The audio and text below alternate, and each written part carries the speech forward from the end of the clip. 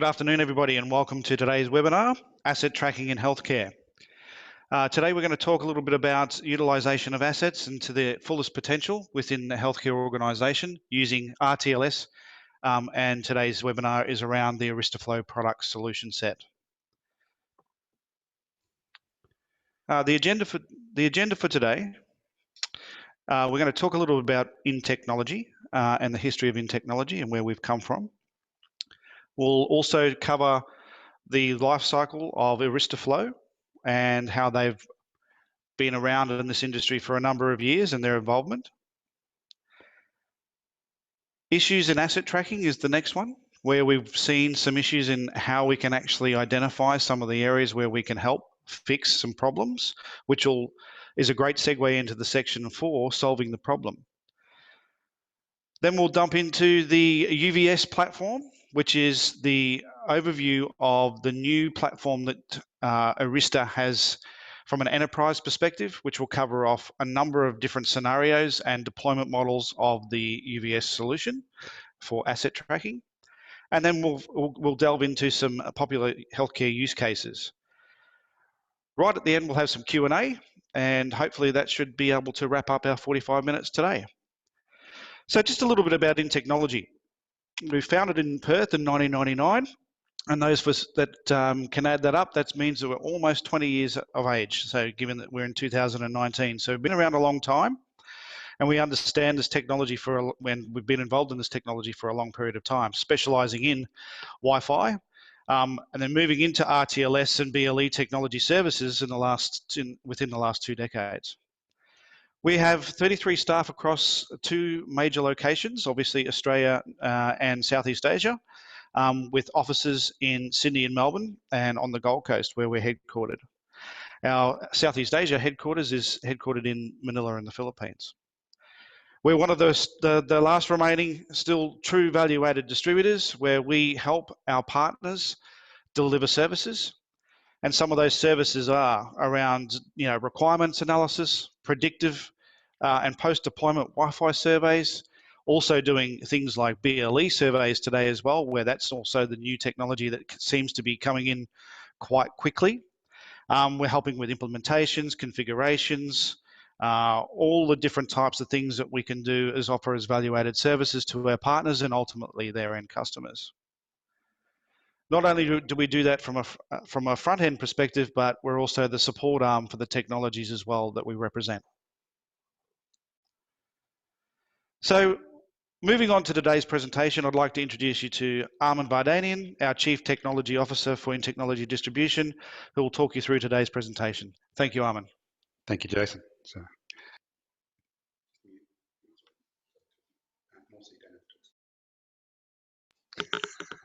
Okay, thank you very much. So my name's Mar2019. I'm Chief Technical Officer here at In Technology, talking with and about AiRISTA Flow today. And obviously I'll be going into a lot of detail around asset tracking, and we'll talk about some other topics as well near the end to give you a good overview about AiRISTA and how we can solve problems that involve location and location-aware systems. A bit about AiRISTA Flow. So AiRISTA Flow has been around for quite some time. It's been around working with location services with a variety of different technologies like passive RFID, like GPS, BLE, Wi-Fi, and blending them all into a single cohesive system. And they've been doing that for a wide range of markets, including healthcare, obviously, but also aerospace, oil and gas, and other kinds of workplaces. So the key takeaway from that is that we have a lot of experience and we've got a lot of interest in solving a lot of problems. And we see a lot of parallels around problems within location-aware services, things like healthcare, and obviously with asset tracking, there's a wide variety of assets you can track. And it's likely UPS has got a solution for all of those. One of the key things that AiRISTA is working on this year is integrating a lot of the assets that have been acquired over the last couple of years around different technologies, around Wi-Fi, as well as interesting workflows that have come about from the recent acquisitions. And that's when we talk about the merged companies that have got acquired in 2017.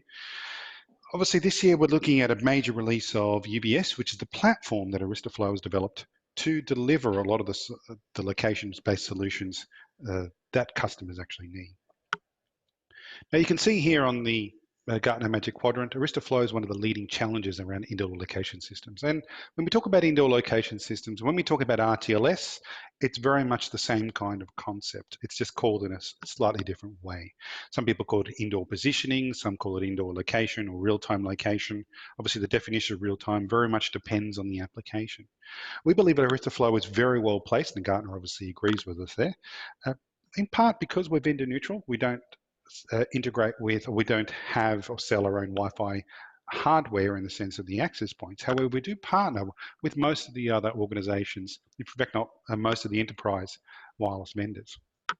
And the fact that we have our own tags gives us a unique position to be able to deliver on a lot of the use cases that a lot of the other vendors struggle with. Some will have single point technologies, whereas we will have lots of different technologies. And we're talking a lot about RFID, about BLE and Wi-Fi, and there's a lot of interchangeability as well. And you'll see that when we talk about the different kinds of use cases, specifically around asset management today.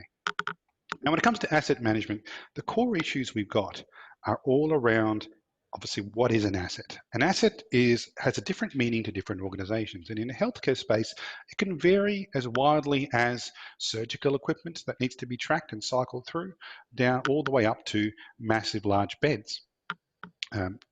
So things like that may not seem to be hard to lose, but can still be hard to manage, particularly if you don't know where they are at any single point in time. And that's a key issue that we find, is that there's a lack of visibility on where assets are, which causes impediments towards managing those assets effectively. And so real-time location, or even just periodic location of assets, is a critical driver for improving workflows around asset management. And obviously we're talking about loss of assets, wheelchairs disappearing from car parks, misplacement, IV pumps being put into the wrong location, the wrong storeroom that no one looks at, asset condition as well. There's continual maintenance that needs to happen, particularly on medical equipment around IV pumps, making sure they're sterilized, asset availability, obviously, making sure you have enough of things, but also avoiding the natural tendencies when there's issues with assets and when there's underlying problems around how assets are managed, you tend to get people like nurses who their primary driver is delivering patient care. They may have a habit of doing things like hoarding. And when you're hoarding, that can have this knock-on effect of delaying care and other services. That's not to necessarily mark them down for anything like that, but that hoarding process is something that's driven by poor asset management overall. And certainly that's a key problem that we'd like to improve. Now, the biggest problem we see is RFID. Passive RFID can cause a lot of problems because you can't necessarily track it everywhere.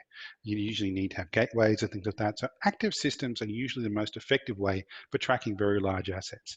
Now, there's different kinds of assets, and these are a couple of examples here. This is to help you understand the value of the problem, the value that active tracking of assets can actually bring. Even a wheelchair at the standard rate that hospitals pay for them can be up to $300. And I literally was at a hospital last week and I saw in an alcove, I think I didn't do a head count, but there was about 24 brand new wheelchairs all collapsed and ready to be used. Now I can pretty much guarantee you by the end of next year, or in 12 months from now, there won't be 24 there stacked again.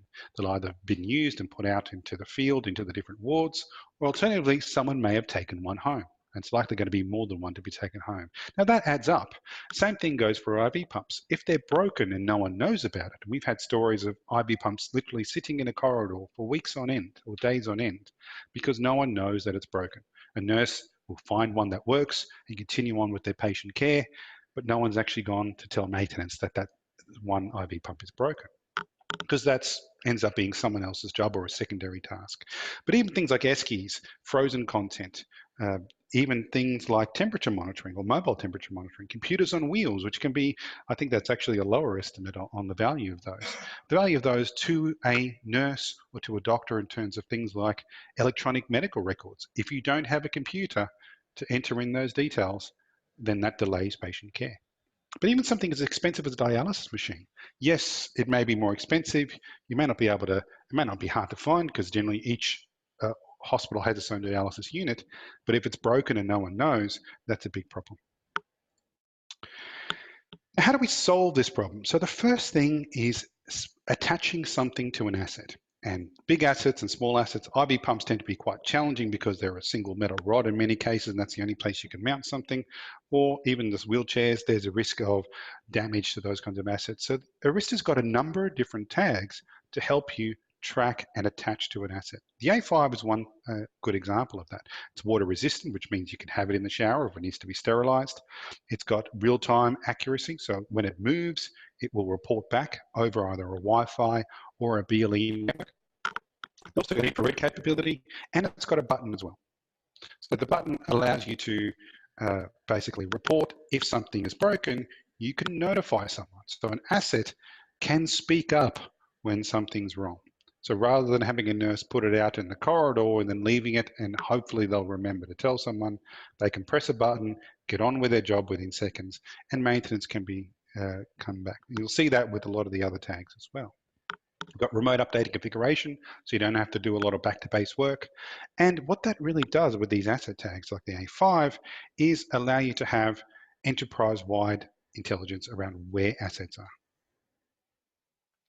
An A4 is another example of an asset tag. Obviously, this one's got a very good bracket mounting capabilities, so you can mount it, you can strap it, you can glue it, and you can have it in a way that's still replaceable. The key difference here between the A5 and the A4 is non-replaceable versus replaceable batteries.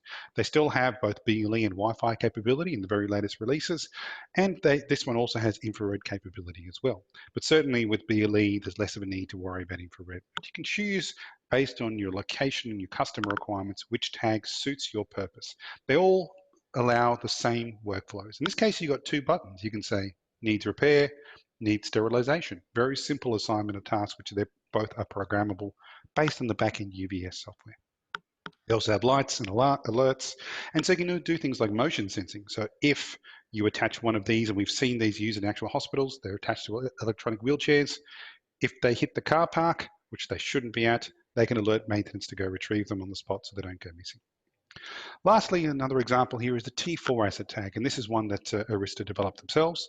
Again, it's BLE and Wi-Fi. You can have it in both options, or you can have it in one technology or the other, but it's the same physical form factor. And the flexibility of the T4 is such that it comes in lots of different shapes. These are two examples here you can see on screen.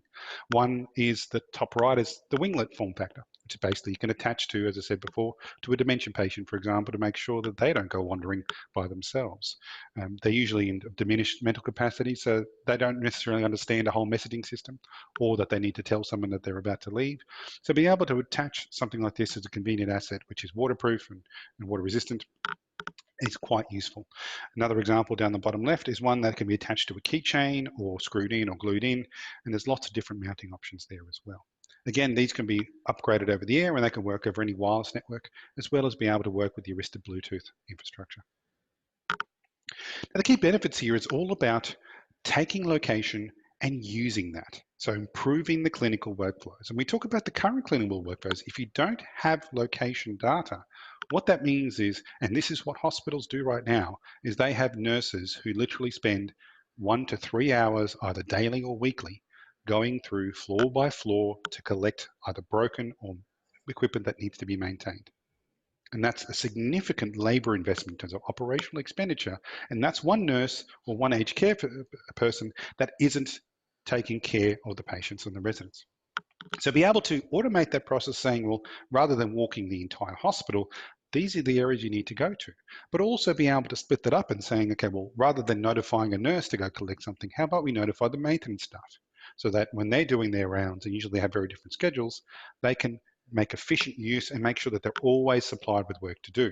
So they're not, for lack of a better word, twiddling their thumbs, wondering whether something's broken or not. Also allows the maintenance crew to keep predator maintenance records as well. So when you know that something needs to be maintained, they can find it, they can maintain it, which means the quality of service that these assets provide is increased as well. I've given the example of product loss as well, as avoiding assets, and all that feeds into regulatory compliance as well. So if you're worried about cross-contamination of particular assets, like an IV pump, if it's been reused for someone who may have a communicable disease, you can actually track that and see which room it was in, how long it was in there for, and what kind of exposure other patients may have had to any kind of infection risk. And that overall increases patient satisfaction because it means they get a bed when they need it, They get a wheelchair when they need it. They get an IV pump when they need it. And all these elements, which, as we've known when we've all been to the hospital, can be very, very time consuming just by waiting. So reducing the waiting times in terms of actioning patient requirements is a key thing around operational expenditure. And obviously not having to have as many spares. I've seen estimates that at least 20 to 30% of additional assets are needed in order to cover off the fact that they just can't find stuff. So that, as you look at the cost of assets that we talked about before, is significant. So the total cost of ownership is significantly impacted in a good way when you add location. Now, this is the ROI lifecycle. We talked about recall management. So what can you do in an automated fashion? And this comes down to a combination of the tags that we attach and the assets that we track, and the UVS solution, which has the workflows that you need in order to simplify the process. And we've seen this with other workflow requirements around location. A big problem is auditability as well as reporting. And a lot of that is automated through the UVS solution that delivers on assets. So we're talking about recall management. If there is a device that needs a recall, you need to know on that time when you receive the recall notice, has that device been used? Is it in use? How do we find it? And how do we get it back and back into service as quickly as possible? But even par level management, be able to plan ahead when there's a life cycle of assets, knowing how many have they actually been in use? Have they been sitting in storage or in an alcove for 3 months in a row? Or have they been used on a daily basis? That kind of par level management is extremely useful and is very, very hard to justify from a cost benefit point of view if it has to be done manually. Obviously, that feeds into maintenance as well as rental management. If you're renting your assets, you need to know, A, that you're getting your best money out of them, but also when they have to get returned, that you're not up for return or non-return fees, as an example. And that feeds into things like fulfillment, staff satisfaction, as well as obviously the CapEx and inventory management.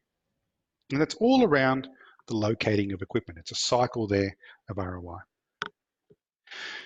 Now, I apologize for the small text of this slide, but this is just to highlight the level of workflows that the UVS solution actually has. And this is all around the software side of things. Yes, we have a location, but how are you going to use that? How are you going to use that most effectively?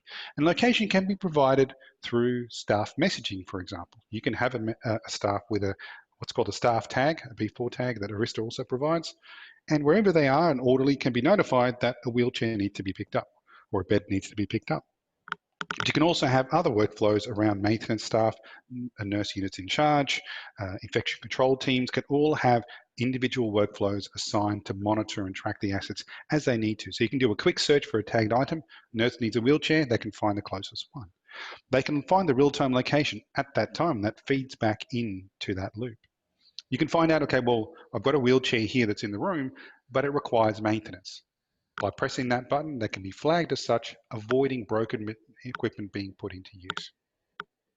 Notifications and alerts, so if there are business rules around infection control or maintenance, you can say, don't use this IV pump.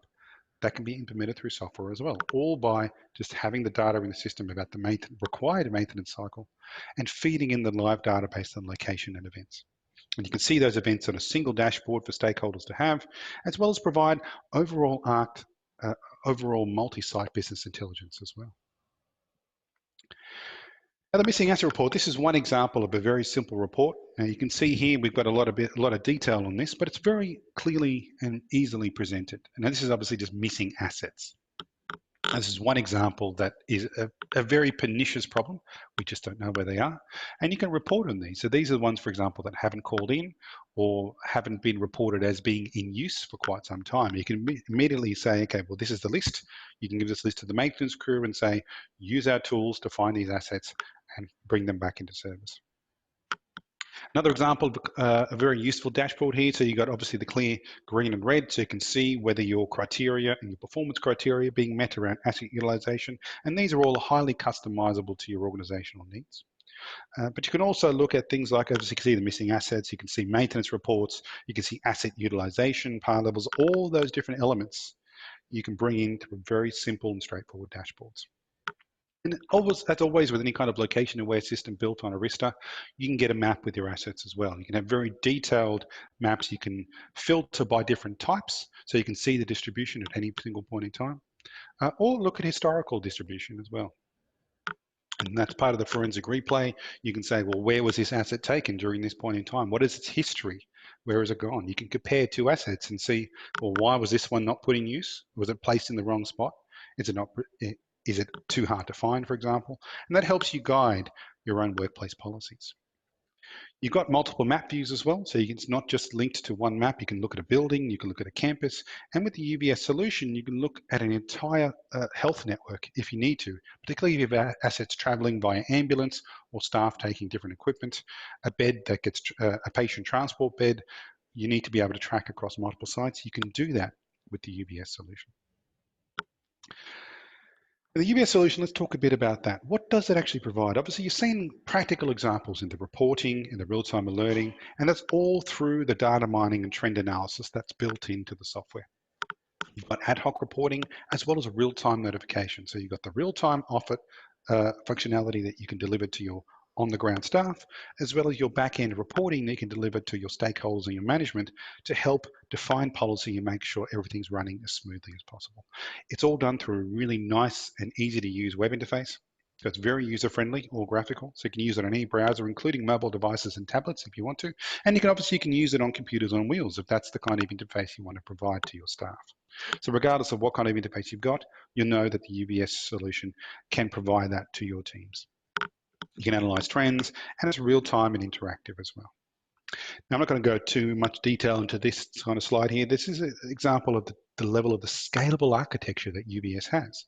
We can handle passive RFID. We can handle barcodes and barcode scanners, and we can feed that back into the system. So if you have a barcode and an active tag, that can be linked to the same asset. If you have multiple parts to a single component that you want to track as a single unit, you can do that with UBS. And if you have a third-party GPS device or a mobile phone, you can track that with UBS as well. You can build that all. So if you're tracking digital assets as well as physical assets, they can all be built into the same workflows. We include sensors there as well. We can do temperature monitoring, and you can combine that as well. If you have a portable fridge or a portable freezer or an ice box, you can track that to make sure the asset's being used, but also that it's within tolerances. So you can avoid the risk of things like medical spoilage. All that feeds into the data collection system, gets processed, and gets dispatched through the web interface and the outbound interfaces as well, which can include other tags as well. So you're not reliant upon interacting through a laptop or a desktop. You can interact through the tags that have messaging support as well.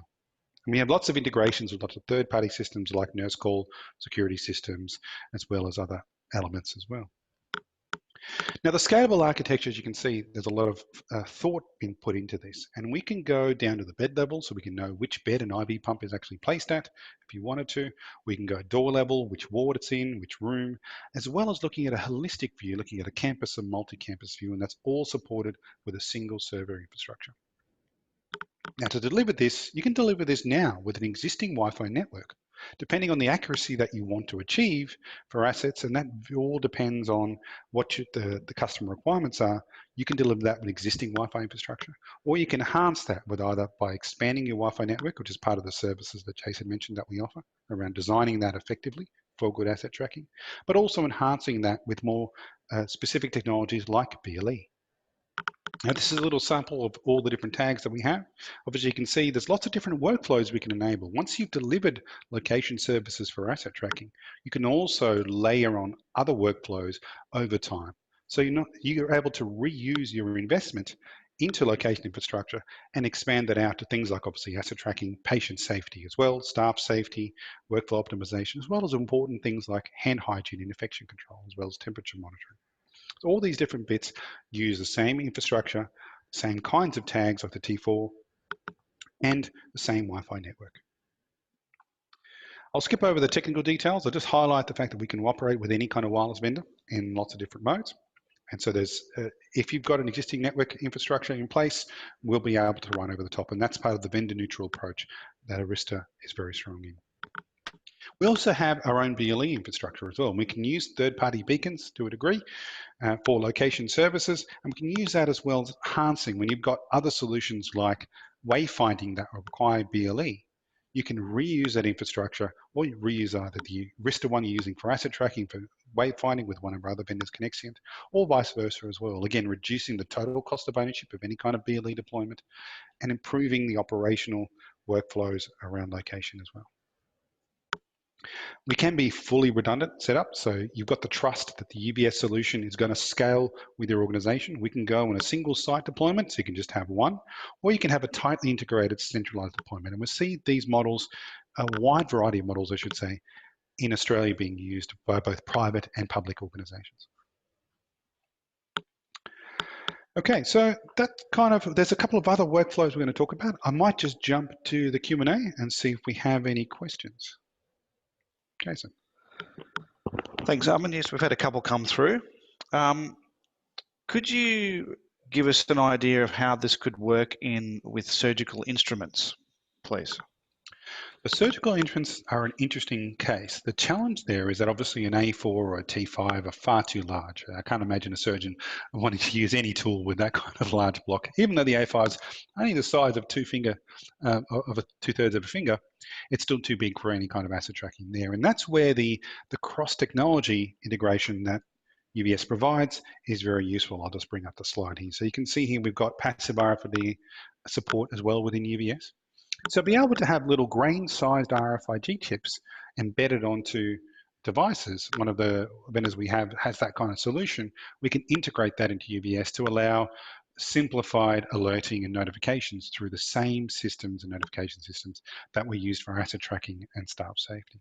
So basically little attached RFID modules, which are autoclave, which can be run through an autoclave and won't get destroyed during sterilization, are the best way of managing those, and they can be very inobtrusive and very effective.